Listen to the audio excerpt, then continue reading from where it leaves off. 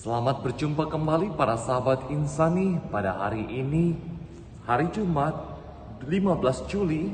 Saya menjumpai Anda semua untuk permenungan kita bersama di hari yang penuh rahmat ini, di mana Tuhan menjadi Raja atas hari Sabat. Mari kita mohon berkat Tuhan untuk permenungan kita di hari Jumat yang penuh rahmat ini. Marilah berdoa. Dalam nama Bapa, Putra, dan Roh Kudus. Amin. Bapa yang penuh kasih, terima kasih bahwa Engkau mengajarkan kepada kami bahwa menjumpai Engkau, hidup bersamamu, datang kepadamu lebih utama dibandingkan semua aturan-aturan tentang hari Sabat atau aturan-aturan yang semakin mengekang kami dan menjauhkan kami daripadamu. Engkau yang lebih utama kini dan sepanjang masa. Amin. Dalam nama Bapa, Putra, dan Roh Kudus. Amin. Tuhan sertamu dan sertamu juga. Inilah Injil suci menurut Santo Matius. Dimuliakanlah Tuhan. Pada suatu hari Sabat, Yesus dan murid-muridnya berjalan di ladang gandum. Karena lapar, murid-muridnya memetik bulir gandum dan memakannya. Melihat itu berkatalah orang-orang Farisi kepada Yesus, "Lihatlah, murid-muridmu berbuat sesuatu yang tidak dibolehkan pada hari Sabat." Tetapi Yesus menjawab, "Tidakkah kalian baca apa yang dilakukan Daud ketika ia dan para pengikutnya lapar? Ia masuk ke dalam bait Allah dan mereka semua makan roti sajian yang tidak boleh dimakan kecuali oleh imam-imam. Atau tidakkah kalian baca dalam kitab Taurat bahwa pada hari-hari Sabat imam-imam melanggar hukum Sabat di dalam bait Allah namun tidak bersalah? Aku berkata kepadamu, di sini ada yang melebihi bait Allah. Seandainya kalian memahami maksud sabda ini, yang kukehendaki ialah belas kasih dan bukan persembahan, tentu kalian tidak akan menghukum orang yang tidak bersalah. Sebab anak manusia adalah Tuhan atas hari Sabat." Demikianlah Injil Tuhan, terpujilah Kristus. Pada sahabat Insani, ada orang yang selalu fokus pada ini boleh dan ini tidak. Semuanya berfokus pada larangan-larangan.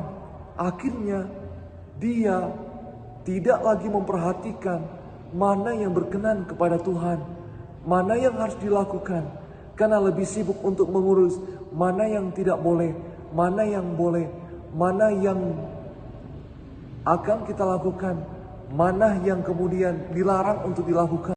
Lebih pada normatif, lebih pada norma-norma, lebih pada aturan-aturan, dan mulai tidak memikirkan apa yang seharusnya dilakukan dan bagaimana melakukannya dengan lebih baik.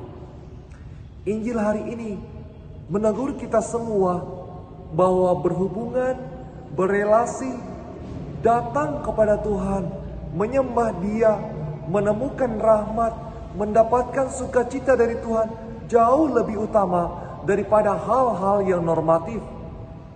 Orang yang berfokus pada hal-hal normatif akan mulai tergerus untuk tidak mendatangkan rahmat baginya. Lebih untuk berfokus mana yang boleh, mana yang tidak boleh. Akhirnya dia lupa untuk melakukan kebaikan. Banyak orang selalu mengatakan, kita selalu mewartakan Tuhan. Menjadi penginjil. Menjadi saksi Tuhan.